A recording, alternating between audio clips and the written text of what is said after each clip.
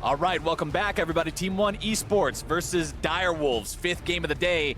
And for Team 1, it's do or die. You beat the Direwolves here. You then go into a tiebreaker against them at the end of the day to see who gets that second spot. If you lose, you're out. Yeah, very important game to be had for both of these teams. Direwolves, they need to win it for Oceania, but Team 1, I mean, no one expected a lot from them, but now is the time that they prove everybody wrong and show they still have what it takes to compete on this stage, and that they deserve being here in the first seed.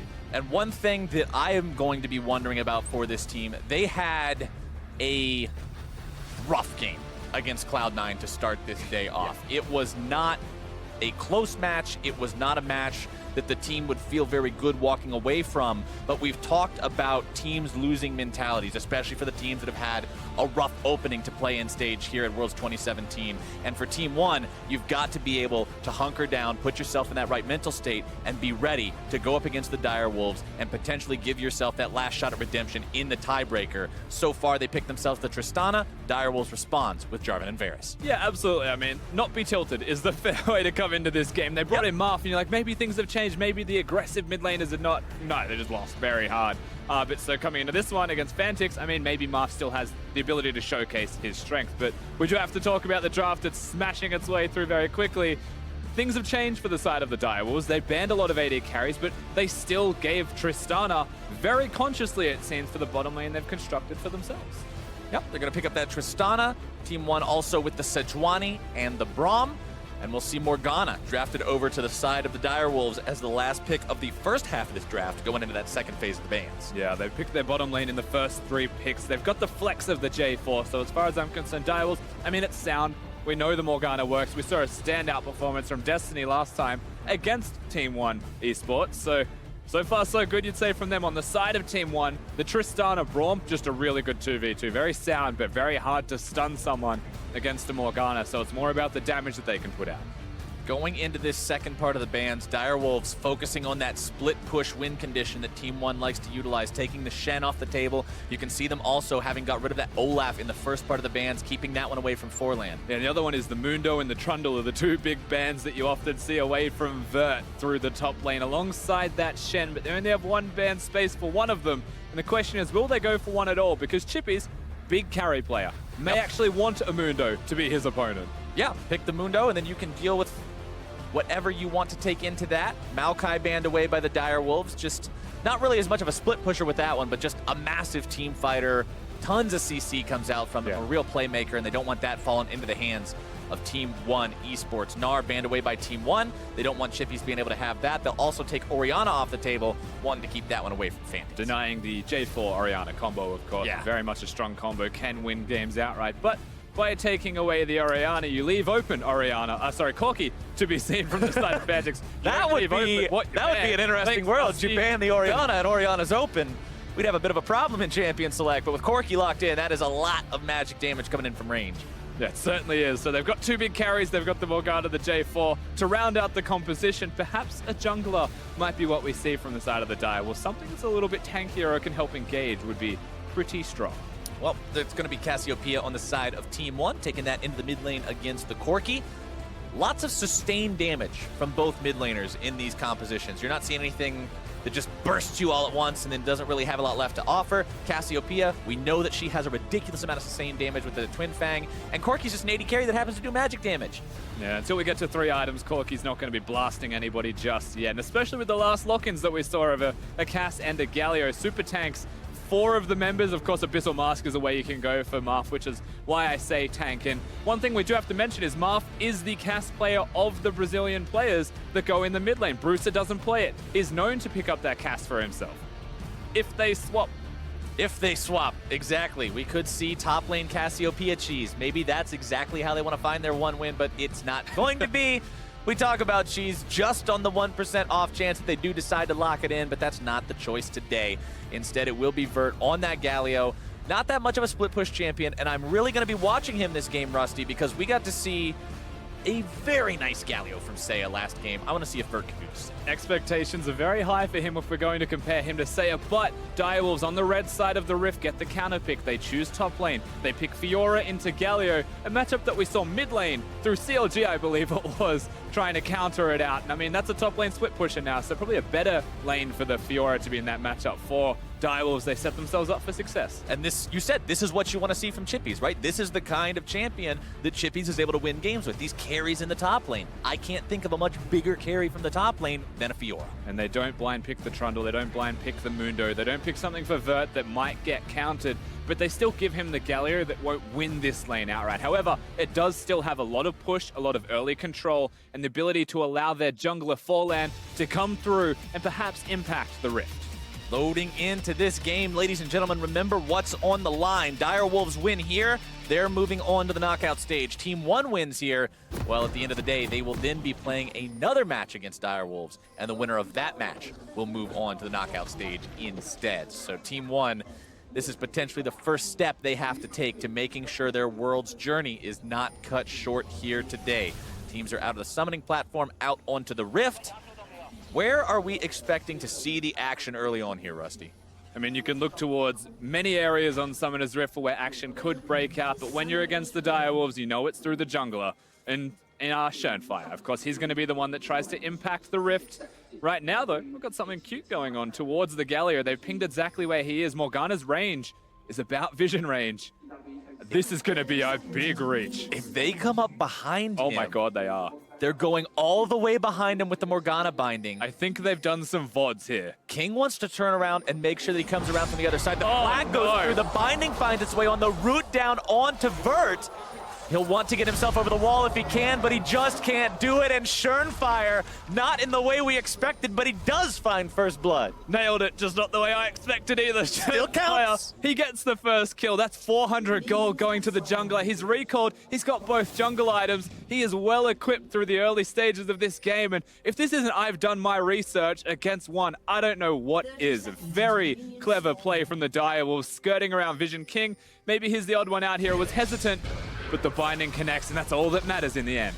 Exactly how they needed it to play out. You can see Vert gets over there, and he just knows there's no point in wasting the flash. You're dead either way, so you just save it. And not the start they needed to get for themselves as a jungler. It feels so, so good to have both those jungle items early on. Your clear is so incredibly safe. It's very, very quick.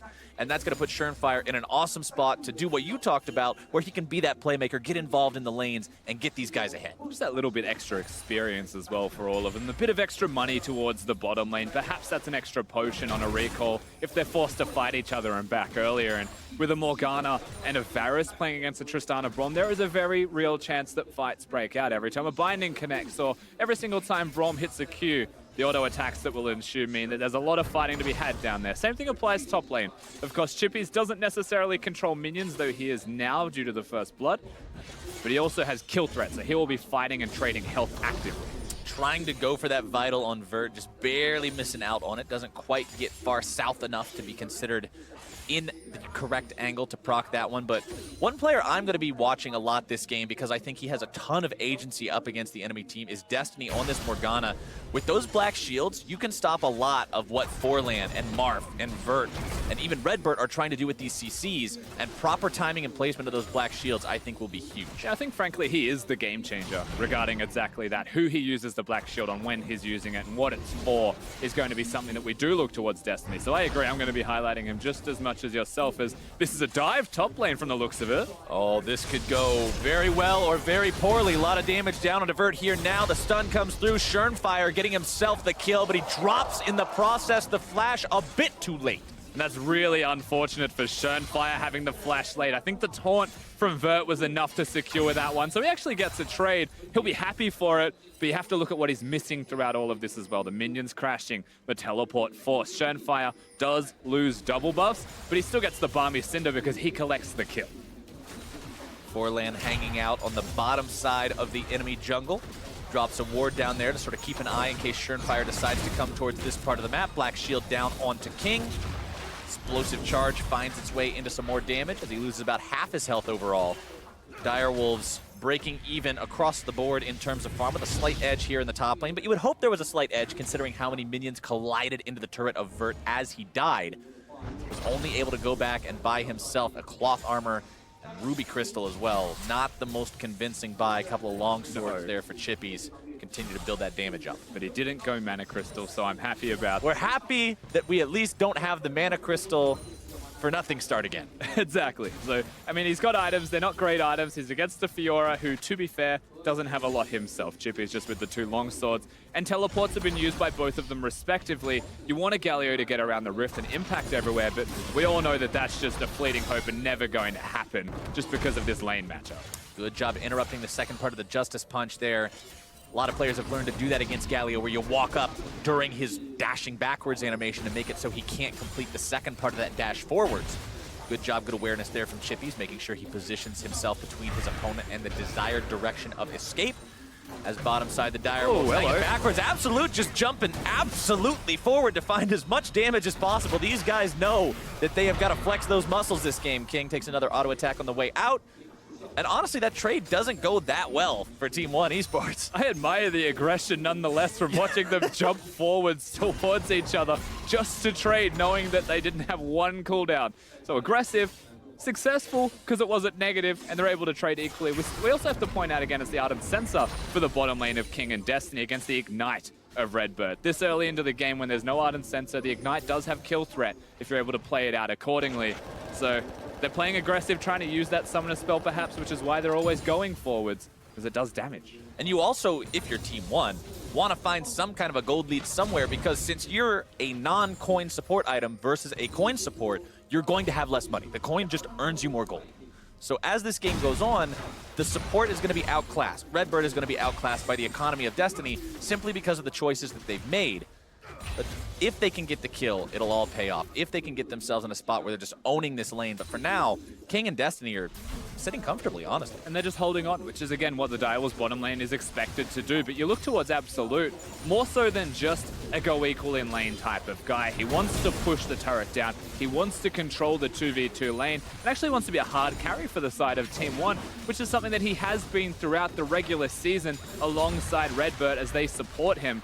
So far in the tournament, you haven't really seen the makings of that at all, but this is a good opportunity for him. He's got the Tristana, he's against a team that likes to play passively, just be a utility bottom lane.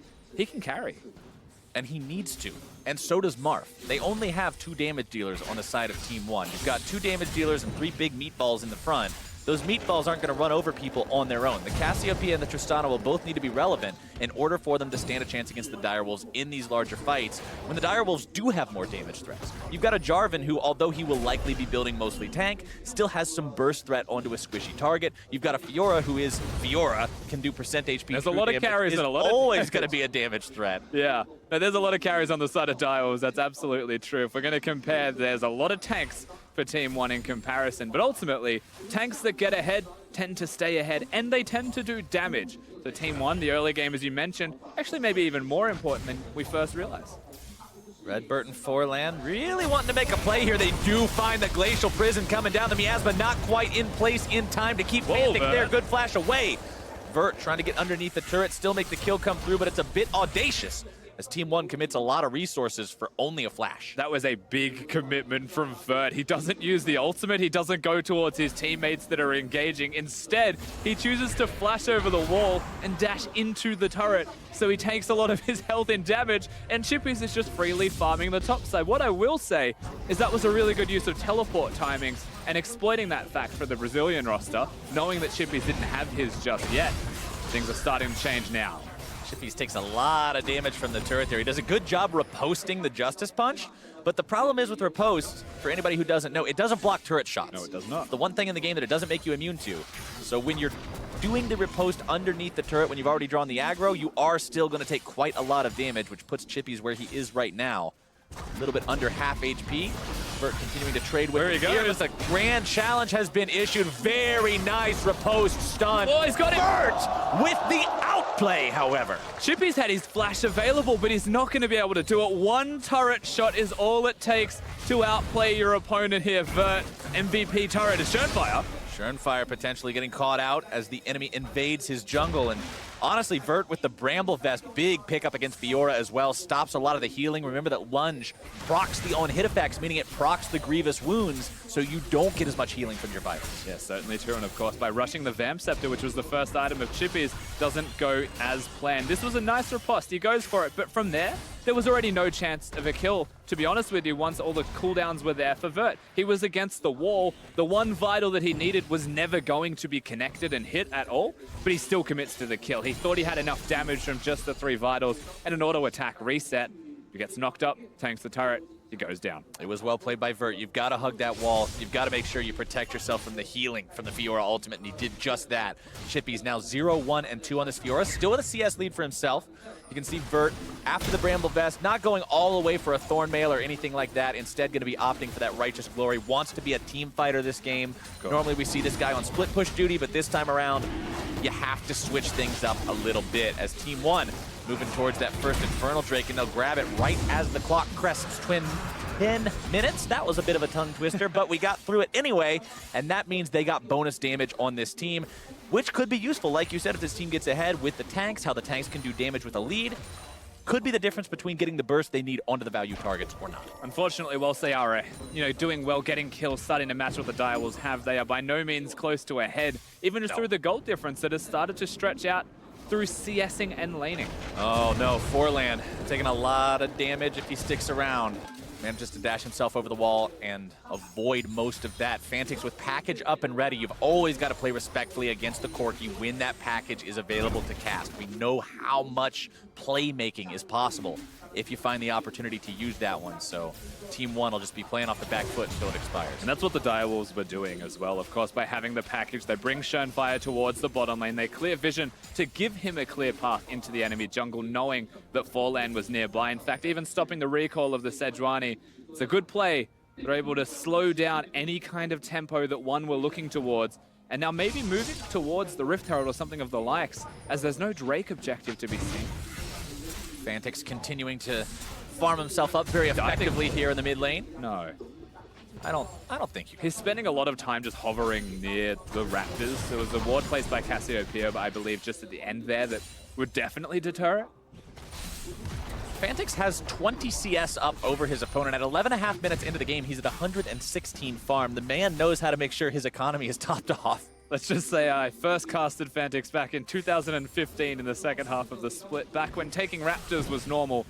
He knows how to farm. Nice escape there, utilizing the Valkyrie to get just barely out of the range of Glacial Prison in time. Means Forlan's gank is not going to be effective. And also, with that ultimate down, the rest of the Direwolves means that they can breathe a little bit easier for the next 90 seconds or so without the threat of that coming in. Yeah, certainly right. And all of the lane control that Fantix has had to give him those CS advantages, the timing of that was fantastic. Funnily enough, Marth recalls, comes back to lane. Well, he doesn't have the Rod of Ages just yet. He's close to the amount of gold needed, and perhaps the kill tipped him over the line, but it wasn't going to be seen. Fantix will get his blue buff, has the teleport, has a bit of extra tempo. That was a good play from Team 1 when you look at it. The flash isn't there for the Corki. It's not far off being up, but they have that timed. They attack him at the correct moment. Because that didn't go as planned, suddenly the Direwolves get to bounce back. Ardent Sensor now completed for Destiny as well. Exactly what you want to see if you're king. That does so much for your AD carry, making sure that he has both the extra damage and the sustain in these fights. And doesn't have his item spike though, unfortunately, at this time. You have to compare that to the Infinity Edge. He's going towards the Guinsoo's Rageblade, I believe, here on the Varus build. I love this build personally. I think that Guinsoo's Rageblade is just great, and an Ardent Sensor to empower it means he does so much damage early. But he's not strong just yet. Right, that item is very, very pricey, so you'll have to wait a little bit longer to get that online, especially when you go for the Berserker Greaves first. That's the difference in the builds here. Yeah. One has the tier 2 boots, the other has no boots at all.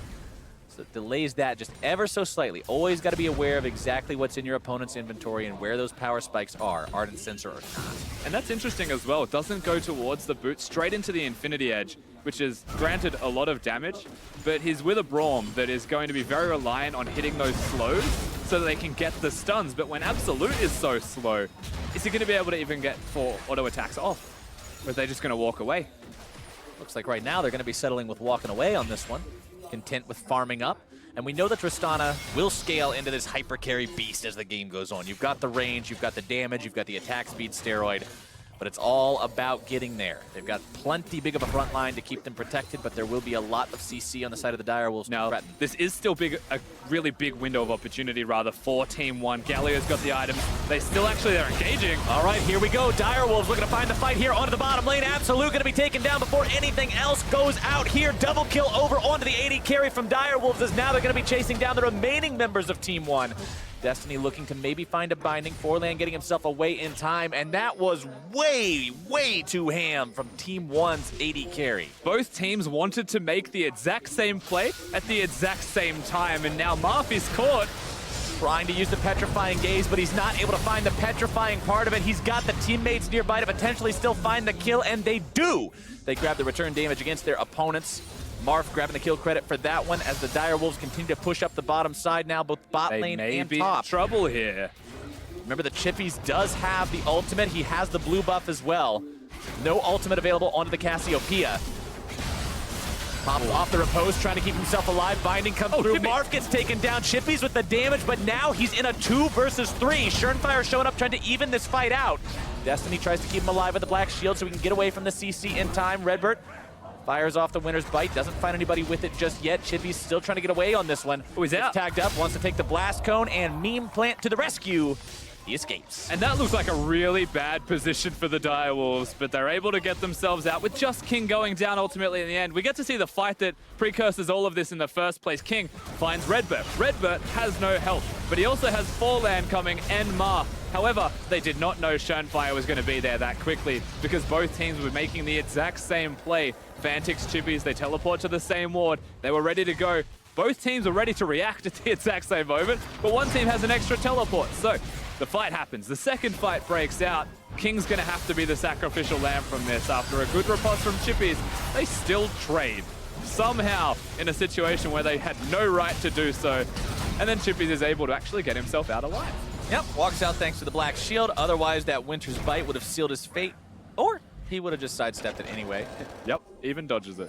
He even dodges it. Chippies with the moves, making sure he can help the team get the victory here, cement themselves in second place as Team 1 moves over to the Infernal Drake for the second time this game. Direwolves not wanting to give this one away, but they'll have to settle with doing that anyway.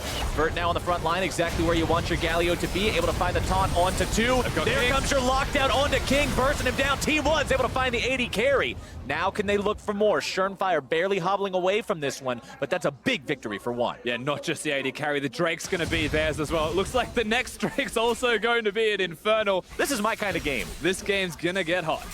I love watching triple Infernal games. There's so much to fight over, and even once the fighting is done, you still want to keep fighting because you've got more damage now. Team 1 with 2 of those under their belts means that they are going to be very scary if this game gets to late game with a multi-Infernal enchanted Cassiopeia and Tristana.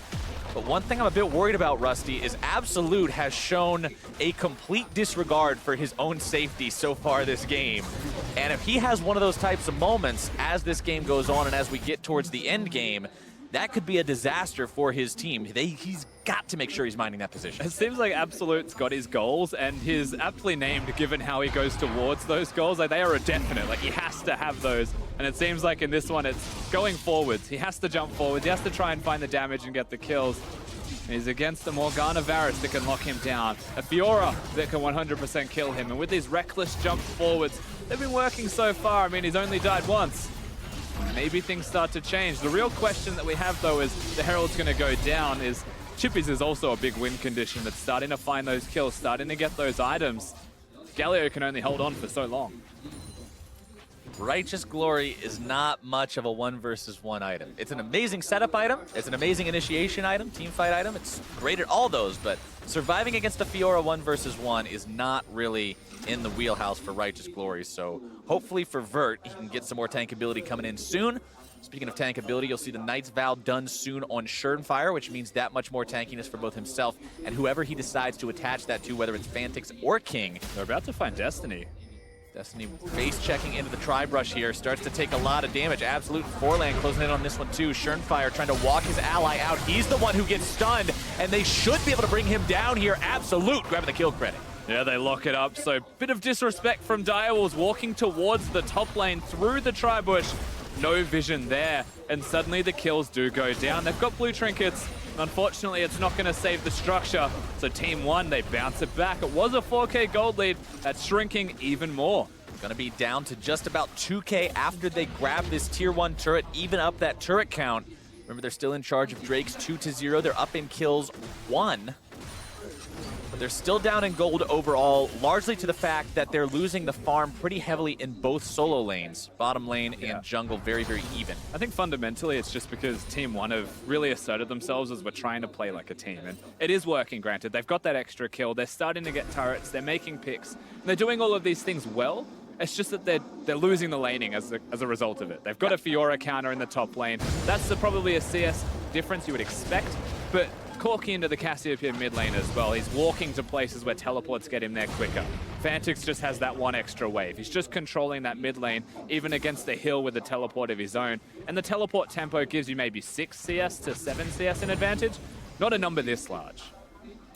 34,000 to 32,000 gold. Direwolves still with an edge, but we want to see patience from this team. We want to see the proper channels being moved through as they walk through their own parts of the jungle. We want to make sure that people aren't face-checking every time if we expect Direwolves to show up as a capable team on the international stage. You've got to show respect to your opponents and not give away the free kills like we saw them do up there in the top side.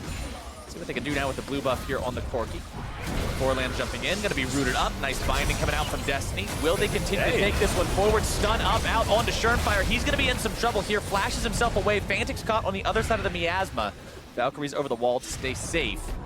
Righteous Glory used by Vert at the end of the fight as well. And everyone just walks it out. Of course, we've got a lot of damage. Teleport from Chippies was cancelled as he's looking towards committing in the bottom lane. This means that Team 1, hard attack mid. They're trying to make something be an advantage for themselves, but now they have to bring Galio down towards the bottom lane. You'd feel like from this point, things subside. A good look, good eye-in of an opportunity, but with the amount of things that missed from the Brazilian roster, Direwolves were like, we'll take this opportunity and turn it around, and suddenly realize that maybe that wasn't the best idea after all, and it subsides. Chippy's coming in maybe for a flank. TP channeled. Fantix wanted to come in here. Petrifying Gaze comes out, but Marf is going to be caught between a rock, a hard place, and a Fiora. Goes down to Chippy's. Marf grabbing the kill onto King in retaliation, though. It's 1-for-1, but the mid lane turret falls. Yeah, the turret's going to drop. They've got the package. They've got the ability to set up now for what is going to be the third Infernal Drake of the game. Marf completely caught out of position, somewhere he may not have wanted to be. But you have to commend the Direwolves in how they caught him out of position. Firstly, Destiny using the Black Shield on Schernfire, who ults as the Cassiopeia ult. So no chance of locking him down. He's going to instead lock the Cass down. Herald was kind of just used. I think it must have been about to expire, because I don't really see a world where you would use it like that otherwise, but if he's going to run out anyway, you might as well summon him, see if maybe you can get one headbutt off onto the mid lane turret. Sadly, they don't. I mean, I can tell you the best case scenario in that situation is Schernfire recalls and summons it for top lane whilst he's in base, and then tries to actually go straight to the Drake, which is up in 15 seconds. And remember, it is Infernal. Yeah. The saddest part about this is no more Infernal Drakes can spawn after this one, but for Direwolves, they need to be in position for this. They cannot afford to allow their opponents to have a 3-0 Infernal Drake. Forland's in position. Forland may be able to steal this one away. Jumps over the wall into the pit. How's it going to go? Nope, it's secured by the Direwolves. Forland, the first casualty in the fight as well. Redbird wanted to go over the wall, uses the flash to do so. Direwolves, 7-7 in kills now. 1-2 in Infernal Drakes feels so much better than 3-0. And I respect that from Forland, but we're at 22 minutes in this game. Baron exists on the Rift, and the jungler has just thrown themselves into the pit to try and secure that third Infernal Drake. If he got it, perhaps it was worth, but with this risk now going to exist, I don't know if that was worth it, because Direwolves, they've kicked it off. Jungler dead, support injured and without ulti. Team 1 being forced to answer the Direwolves here now as Redbird gets himself out. Baron's still at 3/4 HP, so the Direwolves not doing this one very quickly, losing a lot of health, honestly, onto both Schernfire and King. Winds of War come out from Vert, who's going to be dunked now by Schernfire. Already used the flash, not going to be able to get away from this one, except for the heroic exit that gets him to safety. And that's a big win from Team 1. They get the mid lane turret while they're going. He exits in the correct direction. No Baron to be seen. It was a big bait from the Direwolves. They never actually wanted the objective as Forland. He's stopping recalls, but I'm not sure if he wants that. Stopping weak recalls, just charging head first into the enemy team. Fantix Very low on mana here. Glacial Precision coming down, managed to find its way onto him. Black Shield to protect Fantix a little bit longer. Redbird wanted to jump in as well. Nice binding onto Absolute. King barely walking away from this one, but I don't know how much longer he will be. Redbird grabbing the kill. Christmas present of death from that Winter's Bite. And Chippies is going to get back to base. He does have the teleport, but now the Baron control in that area of the map comes back to Team 1 Esports, who will look to, I wouldn't say do it just yet, but control the river. And saying that, they've got 4 tanks. I can't constitute Fallen as one right now, but they have him. No, he's got about enough health to be maybe half a Tristana. He's a plastic tank. Yeah, Absolute. Going in onto Destiny, forces him to run away. He won't chase that one any further. Happy with the Morgana just popping the flash and nearly being dead. And now it's Team 1's turn to start up the Baron. Direwolves did it earlier. They didn't do it correctly. This time it's Team 1 who want to try to find this major objective for themselves. We talked about the high DPS of both mid laners. Marv going to be taken very, very low. Fantix in a great position with that Black Shield to put a lot of damage into everybody on the Team 1 lineup. And their Baron attempt goes about as successfully as the Wolves did before. And we're doing the tango around the Baron pit right now. The Purple Worm seems to be the most enticing thing on Summoner's Rift, but it's also about the fights for the Baron. And right now, no one's winning those fights. So the Baron isn't free. In fact, he's doing too much damage. And so everyone just has to ease up that little bit more. And we're going to start to see a setup, you'd have to imagine, from this point onwards. There's no teleports for Direwolves. They have to control side lanes. We have to slow down. Baron is one of those things that can either carry the game and blow everything wide open for you, or it can just be a big purple throw machine. And so far, it's leaning more towards the latter. If everybody in this game can just take a second, take a deep breath, and reassess where they need to be, we might be able to see some more coherent Baron takes as it goes on. But for right now, both these teams just looking for some kind of a way to get themselves that lead. Direwolves still up about 3,000 gold. 25 minutes into the game. Down 1 kill, though. Turret's dead even.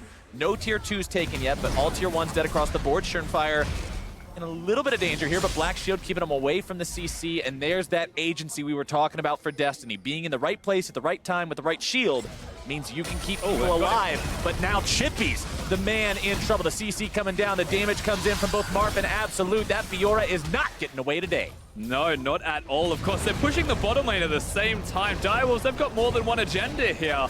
But one with the pick, with the kill on the Chippies, of course they're going to start off this Baron. The question is, can they stop it? Chippies has, Fantix has teleport, but he's pushing.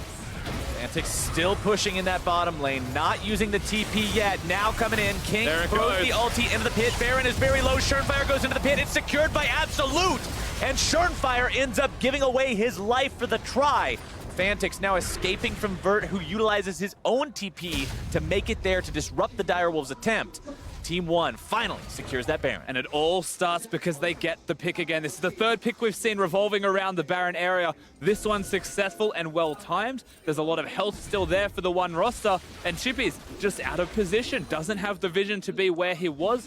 Walks through greedy pathing. One get the Baron, one pushing lanes. And they're starting to scale and snowball. Those 2 carries will be doing a lot of damage. Black Shield onto King so he can stay on the front line without worrying about the CC. Package delivery from Fantix. Valkyrie right back into the middle of 3 people. They grab the kill into Redbird, but they trade their mid laner for it. Now Absolute having to run away from Chippies, who has the grand challenge down, but he's going to be knocked away by the ulti. A double kill for Absolute. Absolute plays that fantastically. Even the riposte that was baited, Chippies thought he was going to ult him back to safety, but by wasting that again, the 2nd mistake in 2 minutes for the Fiora, they don't get more kills for their troubles. Fantix, I think he was expecting a Black Shield, but it was already used. Yeah, it got used 4 seconds beforehand. Just a Valkyrie. It was the Valkyrie after the package Valkyrie into the middle of the team. So, I mean, he pays what was going to be given to him. Big mistake. Not the most cautious use of the Corki W in that case, but they do manage to go 2 for 2 across the trade either way. And this game, Rusty, we were talking about 4,000 gold leads. We were talking about 3,000 gold leads and 2,000 gold leads, and we are down now to under a 1,000 gold lead. As the Direwolves may have found Absolute, a nice binding into the fog of war. The dunk comes through too, and they shut him down. And that is so big for them as well. Killing the Tristana, 40 seconds on the hyper carry of the side of one to be down. Direwolves look to regain some tempo, regain some momentum. on Summoner's Rift, but ultimately they're against that Baroned up roster, so you'd say this just buys them time to expire the buff itself. Exactly. When you make the play like that, when your opponents already have Baron, you're just buying time. You're making them back up, waste that timer. There's only 2 minutes left on it right now. Vert continuing to push here in the top side with that buff. He's got Marth nearby just in case Chippies decides to get cheeky and try to force the fight onto him. Marth will be there for the backup. Yes, but so will all of the Direwolves roster as they're watching them walk around. Smart from Team 1, they'll back it up. Marth doesn't need to overexert himself. The Thornmail was also something sorely missing from Vert. He's now picked that one up. Of course, Bramble Vest is nice, but the healing reduction only lasts about a second. So trading in lane as far as you're concerned, if you're at outscale, just having a Bramble Vest. You need a full Thornmail to be able to keep up with him in any way, shape, or form. When you look at Chippy's item build, once again, comparing top laners, that's a meaningful effort towards out-sustaining and out-split pushing. And speaking of scaling and having the damage, look at the difference between these AD carries as Direwolves grabs themselves their second Drake of the game. Infinity Edge, Rapid Fire Cannon, Static Shiv, the crit multiplier, the 3-item power spike is now online for Absolute's Tristana. King, in the meantime, he's got the Rage Blade, he's got the Wit's End, he's got the Hurricane. Those items all synergize very well, but it's just not the same type of damage ceiling.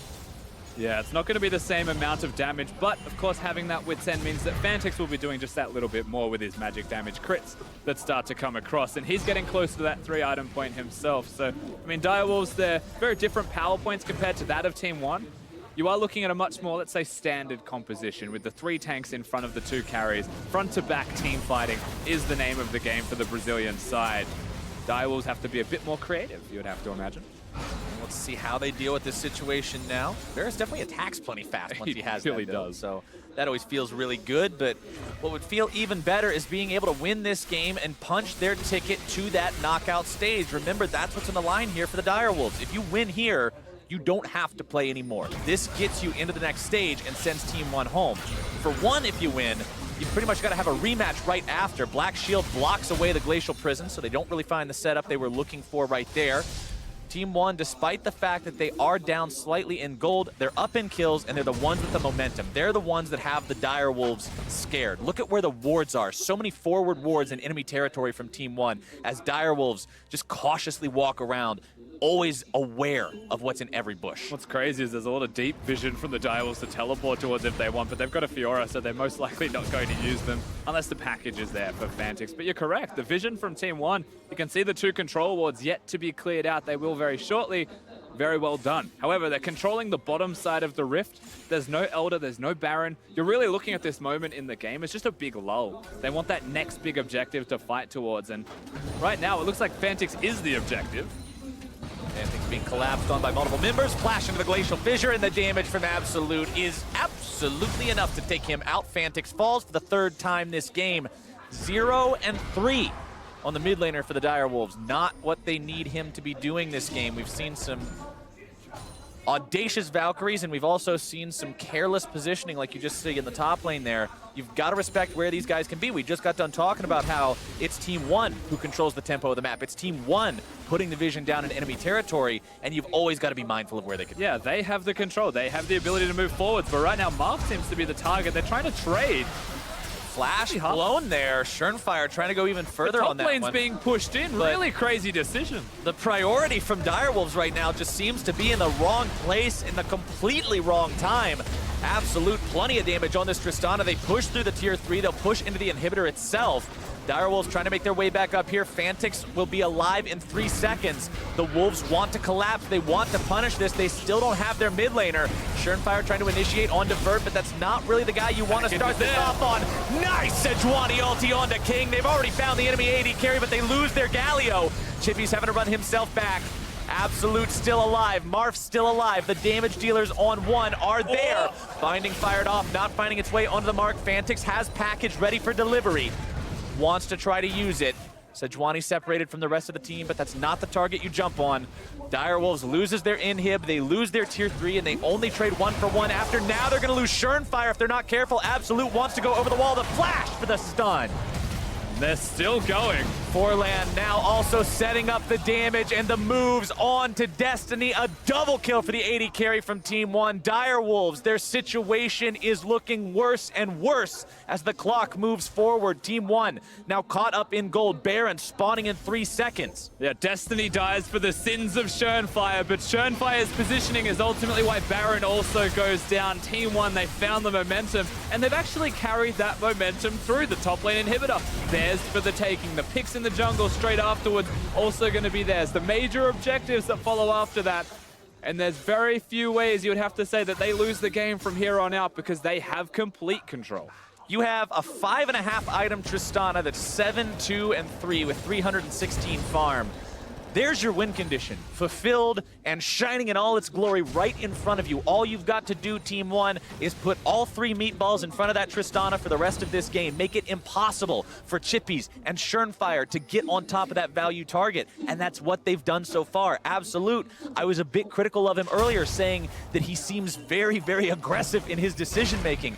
But he hasn't been punished for it yet. He has been able to find the damage, and he's been doing a great job carrying. He certainly has been, and of course, when we highlight Team 1, we look at who needs to carry for these guys. How did they even get to this stage in the first place to be able to be that good, the best in the CB LoL region? Well, it was through a lot of Absolute's damage dealing. The fact that he can be a hyper carry, that he's got the Tristana there, a champion that he does enjoy playing, and suddenly he's doing extremely well on it, and then they look very good. Also makes you wonder a little bit about the Direwolves draft with a lot of popular AD carries being up this game. Of course, there were a couple of bans towards things like Xayah, Kalista, but to take Varus in the first round of rotations is a little bit peculiar. Comfort pick or not. The binding comes out, finds its way onto Forlan. Sejuani not really a champion that's too concerned about quick bursts of damage out of combat, though. That is so much damage to the structures, though. One more Baron wave, if they're able to get in, will be the turret. Oh, Fantix losing about half his HP from a 1.5 seconds in the miasma and 2 Twin Fangs. Binding out onto Forlan again. Again, reiterating, that doesn't really matter that much. Absolute will bust down that tier 3. Now they're looking for inhibitor number 2. The inhibitor should go completely uncontested. The Direwolves with no capabilities to team fight. They have the team composition with the Fiora. Fiora's now locked in the base. Of course, can start to team fight as you get towards the high number of item mark. But even when you contrast that to their opponents, I feel like the Tristana can take him on at any time. And they are looking to take them on. Glacial Prison finds its way onto the Direwolves. Chippies with a nice riposte to avoid almost all of that damage, but they still have to retreat. Bird on the front line threatening more engage.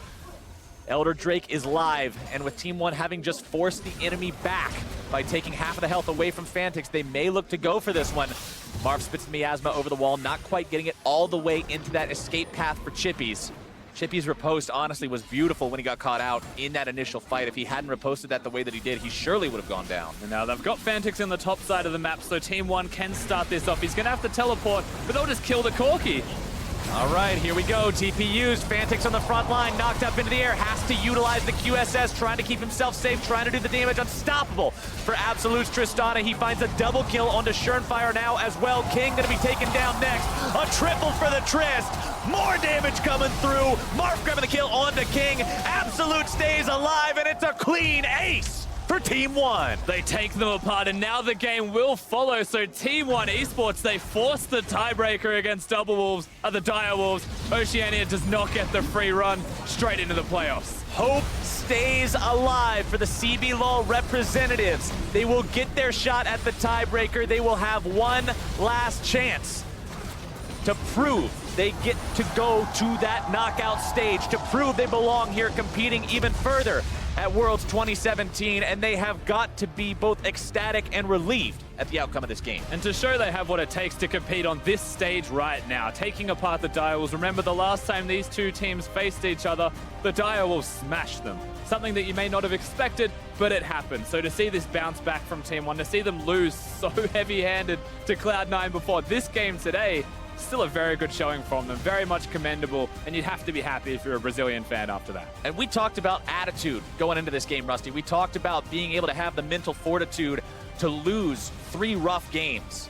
like they had done going into this game and still go into it saying, look, we're not tilted, we're fine, we know what went wrong, this is what we're going to change, and here's how we're going to play, and it looks like they did it. They found the win against Dire Wolves, and this confidence boost alone should be good for them going into this final tiebreak. Yeah,